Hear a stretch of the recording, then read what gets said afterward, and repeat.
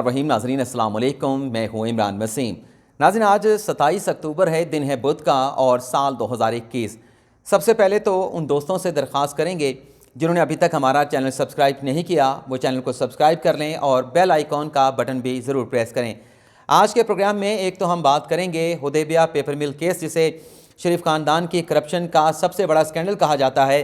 हुकूमत की तरफ से मई 2021 में शरीफ ख़ानदान के इस बड़े स्कैंडल को री इन्वेस्टिगेट करने का फैसला किया गया और बताया गया कि इस मामले की तहकीकात जो है अब FIA करेगा। आज DG FIA सनाउल्लाह अब्बासी एक केस के सिलसिले में सुप्रीम कोर्ट ऑफ पाकिस्तान में पेश हुए। उनसे हमने सवाल पूछा कि हुकूमत की तरफ से जो हुदैबिया पेपर मिल केस को री इन्वेस्टिगेट करने का मामला FIA को भिजवाया गया था, इस मामले पर अब तक क्या पेशरफ्त हुई है। हमारे इस सवाल पर DG FIA सनाउल्लाह अब्बासी ने क्या जवाब दिया, अब तक क्या पेशरफ्त हुई है, इस केस को कब तक ओपन किया जाएगा, ये सारी डिटेल आपके साथ शेयर करेंगे। दूसरा हम बात करेंगे वफाकी वज़ीर रेलवे सेनेटर आज़म सवाती को मुस्लिम लीग नवाज़ की नायब सदर मरियम नवाज़ को फॉलो करना, उनके नक्शे कदम पर चलना किस तरीके से महंगा पड़ा है, ये मामला क्या है, इस पर भी आप नाज़रीन के साथ तफसीलात शेयर करेंगे। लेकिन आज की इन दोनों खबरों की डिटेल में जाने से पहले जो आज सुबह एक वाक़या पेश आया और पुलिस की तरफ से बताया गया कि जस्टिस काजी फाइसा की कंप्लेंट पर पाकिस्तान तहरीक इंसाफ के जो MNA हैं अकरम चीमा, उन्हें अरेस्ट किया गया। इस मामले पर जस्टिस काजी फाइसा साहब का मौक़िफ़ सामने आया है, वो मौक़िफ़ आपको बताएंगे। दूसरा, ये जो TLP का मामला है, TLP जो लॉन्ग मार्च लेके इस्लामाबाद आना चाहते हैं, इस मामले पर आज वफाकी काबीना के इजलास में क्या फ़ैसले हुए हैं, वफाकी काबीना के इजलास की अंदरूनी कहानी आपको बताएंगे और किस तरीके से TLP के इस लॉन्ग मार्च को डील किया जाएगा, ये भी आपके साथ शेयर करेंगे। तो सबसे पहले आपको बताते हैं कि जो सुबह पाकिस्तान तहरीक इंसाफ कराची NA 239 के जो रुकने कौमी असम्बली हैं अकरम चीमा, जिन्हें गिरफ़्तार किया गया पुलिस की तरफ से, इस मामले पर जस्टिस काजी फाइसा का क्या मौक़िफ़ सामने आया है। जस्टिस काजी फाइसा साहब ने तो MNA अकरम चीमा की गिरफ़्तारी से मुकम्मल तौर पर अपने मौक़िफ़ में लाताल्लुक़ी का इजहार किया है। जस्टिस काजी फाइसा ये कहते हैं कि मैंने किसी की गिरफ़्तारी का हुक्म नहीं दिया, मैं हुक्म अदालत में देता हूँ, राह चलते नहीं। रोज़ाना पैदल चल के सुप्रीम कोर्ट में आता हूँ। ये बात जस्टिस काजी फाइसा की बिल्कुल दुरुस्त है। ग़ालिबन कोई पिछले 4-5 साल से जस्टिस काजी फाइसा जो उनकी सरकारी रहायशगाह है जजेस कॉलोनी में, वहाँ से पैदल चल के बगैर किसी स्कॉट के सुप्रीम कोर्ट ऑफ पाकिस्तान में आते हैं। फिर जस्टिस काजी फाइसा ने कहा कि सुबह पार्लियामेंट के सामने फुटपाथ पर मशकूक गाड़ी सामने आई, मुझे नहीं मालूम कि गाड़ी में कौन था, सिर्फ पुलिस से गाड़ी को चेक करने के लिए कहा। गाड़ी में बैठे शख्स ने सख्त ज़ुबान इस्तेमाल की और गाड़ी पार्लियामेंट में ले गया। सख्त ज़ुबान के हवाले से भी हमें पता चला है कि क्या अल्फाज इस्तेमाल किए गए, किसकी तरफ से इस्तेमाल किए गए और जस्टिस काजी फाइसा ने उस पर क्या रिस्पांस दिया, वो चीज़ें आपके साथ शेयर नहीं करेंगे, हम सेंसर कर देते हैं। जस्टिस काजी फाइसा ने मज़ीद कहा कि पार्लियामेंट के गेट पर मौजूद पुलिस एहलकारों को गाड़ी चेक करने का कहा। गाड़ी ने पार्लियामेंट से वापस आकर फिर मेरा रास्ता रोका। ये बात बिल्कुल दुरुस्त है कि गाड़ी पार्लियामेंट के अंदर जो पार्किंग है वहाँ पर गई और वापस आकर फिर जस्टिस काजी फाइसा को इंटरप्ट किया गया, उनका रास्ता रोका गया। ये पुलिस वाले इस बात की जो है वो तस्दीक कर रहे हैं। आगे जस्टिस काजी फाइसा कहते हैं कि गाड़ी में मौजूद नामालूम ने फिर बुरा भला कहा मगर मैंने खामोश रहा। गैर कानूनी नंबर प्लेट देखकर पुलिस को सिर्फ गाड़ी को चेक करने का कहा था। और जस्टिस काजी फाइसा ने अपने मौक़िफ़ में ये भी कहा है कि अगर मेरा ड्राइवर भी ट्रैफिक कवानीन की खिलाफ वर्जी करेगा तो मैं उसका भी जो है वो चालान कटवाऊँगा और चालान कटवाता भी रहा हूँ। तो ये जस्टिस काजी फाइसा का मौक़िफ़ सामने आया है। अब TLP के इशू पर भी मुख्तसर सी बात कर लेते हैं। कल वफाकी वज़ीर दाखिला शेख रशीद साहब ने जो प्रेस कॉन्फ्रेंस की थी, उसमें तो उनका कहना था कि सिर्फ फ्रांस के सफ़ीर को जो मुल्क बदर करने का मामला है, सिर्फ उस इशू को छोड़ के बाकी तमाम जो मामलात हैं, जितने भी मुतालबात हैं TLP के, उन तमाम मामलात और मुतालबात पर हमारे TLP के साथ मुकम्मल तौर पर इत्तफ़ाक़ राय है।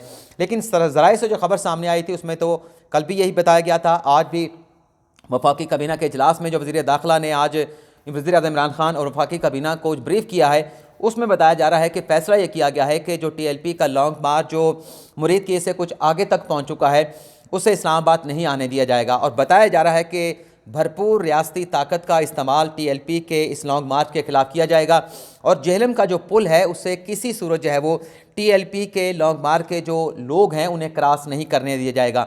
और ज़रा बता रहे हैं कि जेहलम के पुल पर पुलिस की भारी नफरी को तैनात कर दिया गया है, रेंजर की भारी नफरी को वहाँ तैनात कर दिया गया है। लेकिन साथ साथ ये इतलात भी आ रही हैं कि हुकूमत के इस फैसले के बाद जो पाकिस्तान तहरीक इंसाफ के मुल्क भर में हमदर्द मौजूद हैं, जो कारकुनान मौजूद हैं, उनकी तरफ से अब इस नुक्ते पर गौर किया जा रहा है कि अगर उनके लॉन्ग मार्च को इस्लामाबाद जाने से रोका गया, रास्ते में रुकावटें खड़ी की गई, टकराव किया गया, तो इस सूरत में जो मुल्क भर में उनके हमदर्द और कारकुनान मौजूद हैं, वो जहाँ जहाँ पर मौजूद हैं उन शहरों में धरने दे दिए जाएंगे, उन शहरों में जो है वो एहतजाज किया जाएगा। लेकिन साथ ही साथ सवाल ये भी बहुत पैदा होता है कि रियासती ताकत से अगर कुचलने का फैसला किया गया है तो ये मामला फिर भी हल नहीं होगा। अल्टीमेटली हुकूमत को इनके साथ मुज़ाकरात की टेबल पर बैठना होगा, तो बजाय इसके कि फौरी तौर पर रियासती ताकत का इस्तेमाल किया जाए और ये कहा जाए कि जो रास्ते रोक रहे हैं वो उनके साथ रियायत नहीं होनी चाहिए, जो पुलिस पर तशद्दुद कर रहे हैं वो शहरी नहीं, मुजाहिरीन नहीं बल्कि दहशतगर्द हैं। तो माजी में भी हमने देखा है कि जब पाकिस्तान तहरीक इंसाफ और अवामी तहरीक के लॉन्ग मार्च यहाँ पर आए थे तब भी पुलिस के साथ टकराव हुआ, पुलिस पर उनके कारकुनान की तरफ से जो है वो पथराव किया गया और बदले में पुलिस ने उन पर तशद्दुद किया, आंसू गैस का इस्तेमाल किया। तो ये चीज़ें तो चलती रहती हैं, तो इन चीज़ों को लेकर किसी को दहशतगर्द नहीं कहा जा सकता। तो इस चीज़ को अगर हल करना है, रियासत क्योंकि माँ की तरह होती है, तो इन लोगों के साथ बैठ के इन तमाम मामलात को हल किया जाए, बजाय इसके कि पुलिस के साथ इन कारकुनान का टकराव हो, रेंजर के साथ इनका टकराव हो। तो दोनों तरफ से जो ज़ख्मी होने वाले होंगे या जो जान से हाथ धो बैठने वाले होंगे वो पाकिस्तानी होंगे, इस मुल्क के शहरी होंगे, तो नुकसान पाकिस्तान का होगा। हाँ, इस बात की इजाज़त नहीं दी जा सकती कि जो कारकुनान है पाकिस्तान तहरीक इंसाफ के वो सरकारी इमलाक को नुकसान पहुँचाएँ, उन्हें पुरअमन रहना चाहिए। लेकिन अगर वो पुरअमन है, इस्लामाबाद आना चाहते हैं, तो फिर उनके रास्ते में कोई ब्लॉकेज भी नहीं होनी चाहिए। अगर वो अपने कॉन्स्टिट्यूशन राइट को इस्तेमाल करते हुए एहतजाज करना चाहते हैं या इवन धरना भी देना चाहते हैं, इमरान खान साहब ने खुद भी माजी में धरना दिया है, अगर पुरअमन धरना होता है तो इसके रास्ते में कोई रुकावट नहीं होनी चाहिए। अब आ जाते हैं अपने असल इशू की तरफ। सबसे पहले आज़म सवाती साहब का इशू डिस्कस कर लेते हैं कि उन्हें क्यों जो है मरीम नवाज़ के नक्शे कदम पर चलना या उन्हें फॉलो करना महंगा पड़ा है। आपको याद होगा जब मुश्तरका तहकीकाती टीम JIT वाजिद ज़िया की सरबराही में पनामा स्कैंडल की तहकीकात चल रही थी, तो उस तहकीकात के दौरान नवाज शरीफ को भी बुलाया गया था, शहबाज शरीफ को बुलाया गया था, हमजा शहबाज शरीफ को बुलाया गया था। लेकिन जो अहम डेवलपमेंट हुई थी वो ये थी कि जब JIT की तरफ से मरीम नवाज़ को बुलाया गया, मरीम नवाज़ पेश हुई और मरीम नवाज़ ने उस पेशी के बाद पहली मरतबा मीडिया के सामने अपीयरेंस हुई और इस अपीयरेंस को, मरीम नवाज़ की अपीयरेंस को ये करार दिया गया सहाफ़ियों की तरफ से, तजियाकारों की तरफ से और इवन के सियासतदानों की तरफ से कि मरीम नवाज़ को मीडिया के सामने ला के दरअसल नवाज शरीफ ने अपनी बेटी को सियासत में मुतारफ़ करा दिया है, सियासत में उतार दिया है, सियासत के मैदान में उतार दिया है। तो उस प्रेस कॉन्फ्रेंस में मरीम नवाज़ का एक जुमला बहुत मशहूर हुआ था, जो मरीम नवाज़ ने इस्टेब्लिशमेंट को, मुख्तदर हलकों को मुखातब करते हुए कहा था कि रोक सको तो रोक लो। तो वही जुमला जो मरीम नवाज़ ने इस्तेमाल किया, उसी जुमले का इस्तेमाल जो है वो आज़म सवाती साहब को महंगा पड़ा है। आज़म सवाती साहब ने जो इलेक्शन कमीशन के हवाले से अल्फाज इस्तेमाल किए, उस पर उन्हें वजाहत का नोटिस जारी किया गया और जब यह वजाहत का नोटिस इलेक्शन कमीशन की तरफ से जारी किया गया तो देखा गया कि बाबर अवान के साथ बैठ के आज़म सवाती साहब ने प्रेस इंफॉर्मेशन डिपार्टमेंट में एक तवील प्रेस कॉन्फ्रेंस की।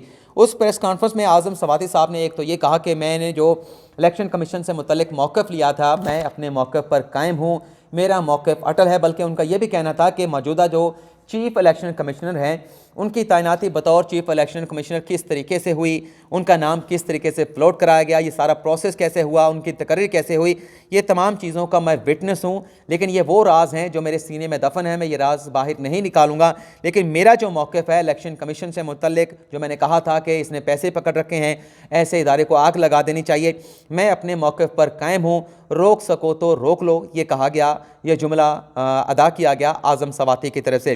तो अब यह ख़बर सामने आई है कि एक तो वो जो बयान उनकी तरफ से दिया गया था एक कायमा कमेटी में बैठ के कि इलेक्शन कमीशन को आग लगा दी जाए, अवान सदर में भी इसी तरह की जो है उन्होंने स्टेटमेंट दिया था। एक तो उस पर उन्हें वजाती नोटिस जारी किया गया लेकिन वो पेश नहीं हुए, फिर उन्हें शोकास नोटिस जारी कर दिया गया। अब ये बताया जा रहा है कि ये जो प्रेस कॉन्फ्रेंस में उन्होंने दोबारा से अपने मौक़िफ़ को रीआइटरेट किया और दोबारा से इलेक्शन कमीशन को मुखातिब करते हुए कहा कि आपके ख़िलाफ़ मेरा मौक़िफ़ यही है, मुझे रोक सको तो रोक लो। ये चैलेंज था आज़म सवाती की तरफ से इलेक्शन कमीशन को। तो इस पर भी बताया जा रहा है कि आज जो फवाद चौधरी साहब को बुलाया गया था, आज़म सवाती साहब को बुलाया गया था, तो इस मामले पर भी आज़म सवाती साहब को भी शोकास नोटिस जारी कर दिया है और फवाद चौधरी को भी शोकास नोटिस जारी कर दिया है। और शोकास नोटिस के जारी होने के बाद अब ये लीगल रिक्वायरमेंट है कि ये दोनों जो हुकूमती वज़रा हैं, वफाकी वज़ीर हैं, ये ज़ाती हैसियत में जो है अब इन्हें इलेक्शन कमीशन के सामने तौहीन अदालत केस में पेश होना होगा। तौहीन अदालत के अब ये मुल्ज़म बन गए हैं। लेकिन अगर ये चाहें तो इसके, बल्कि हमें कुछ सोर्सेस हुकूमत के बता भी रहे हैं कि इलेक्शन कमीशन के इस फैसले को जो इनके वकला हैं वो इस्लामाबाद हाई कोर्ट में चैलेंज करेंगे, इलेक्शन कमीशन की कार्रवाई को रुकवाया जाएगा और ये जो ऑर्डर है इलेक्शन कमीशन का, इसके खिलाफ जो है वो फैसला जो है इस्लामाबाद हाई कोर्ट से लिया जाएगा और इलेक्शन कमीशन के शोकास नोटिस जारी करने के फैसले को सेट असाइड करवाया जाएगा।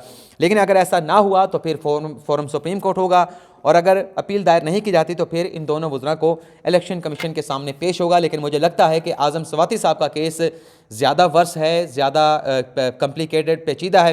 फवाद चौधरी साहब ने तो एक प्रेस कॉन्फ्रेंस में कह दिया था कि मैं जो कहता हूँ मैं हुकूमत का तर्जुमान हूँ, वो हुकूमत की तरफ से होता है, वो वज़ीर आज़म पाकिस्तान की तरफ से होता है। तो लगता यह है कि ये ज़्यादा जो मसला बनेगा वो आज़म स्वाति साहब के लिए बनेगा। अब आ जाते हैं अपने असल इशू की तरफ।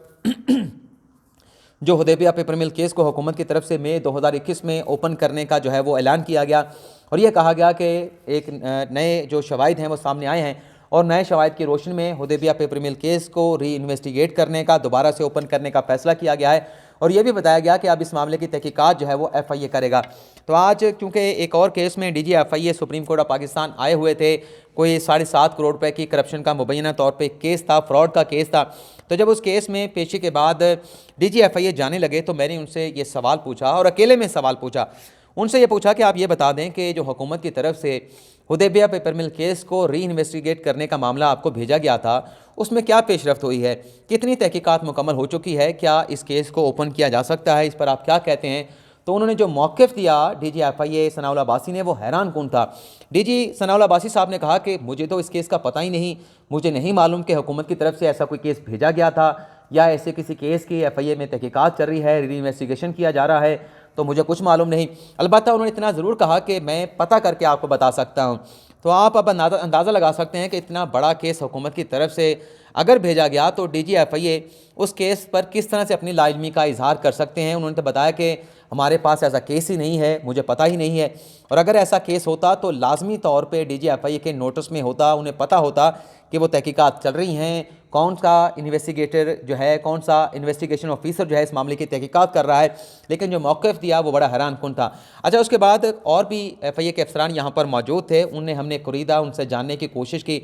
उन्होंने बड़ी अहम मालूमात जो है हमारे साथ हुदैबिया पेपर मिल केस के हवाले से शेयर की हैं कि केस को ओपन किया जा सकता है, कितना मार्जिन मौजूद है, ओपन नहीं किया जा सकता, कौन सी रुकावटें मौजूद हैं, और नैब की कहाँ कहाँ पे गलतियाँ मौजूद हैं। उन तमाम बातों की निशानदेही की गई है FIA के अफसरान की तरफ से। उनका नाम नहीं बताएंगे, लेकिन जो मालूमात हमारे साथ शेयर की गई वो अगले प्रोग्राम में आपके साथ शेयर करेंगे, क्योंकि उस मालूमात पर भी एक मुकम्मल प्रोग्राम हो सकता है। तो आज के प्रोग्राम के लिए इतना ही, आपसे इजाज़त चाहते हैं। उम्मीद करते हैं कि आपको आज का प्रोग्राम पसंद आया होगा। अल्लाह हाफिज़।